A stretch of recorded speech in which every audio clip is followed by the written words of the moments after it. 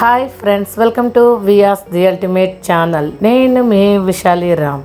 ఈరోజు నేను మీ ముందుకు ఈ సీజన్లో వచ్చే నేరేడుకాయలతో జ్యూస్ చేస్తున్నానండి. ఫస్ట్ నేరేడుకాయలను తీసుకోవాలి.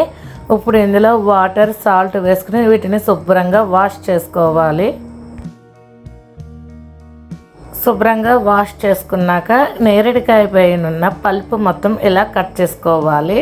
కొంతమంది పిల్లలు నేరేడుకాయలు తినడానికి ఇష్టపడరు కదండి, అటువంటప్పుడు ఇలా జ్యూస్ చేసేస్తే ఇష్టంగా తాగుతారు. చాక్తో కట్ చేస్తుంటే గింజకి పల్ప్ ఎక్కువ పోతుందని ఇలా చేత్తోనే గింజల్ని తీసేస్తున్నాను.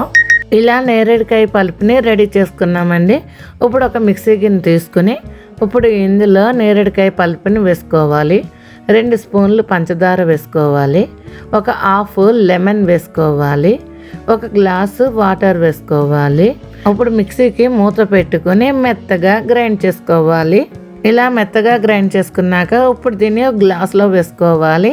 మీకు కావాలంటే ఈ జ్యూస్ని వడగట్టుకోవచ్చండి, నేను వడగట్టడం లేదు.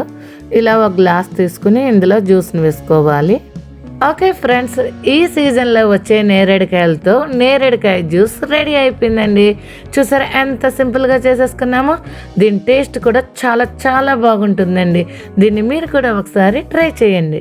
ఈ వీడియో కనుక మీకు నచ్చినట్టయితే లైక్ చేయండి, షేర్ చేయండి, మన ఛానల్ని సబ్స్క్రైబ్ చేసుకోండి. Thank you friends.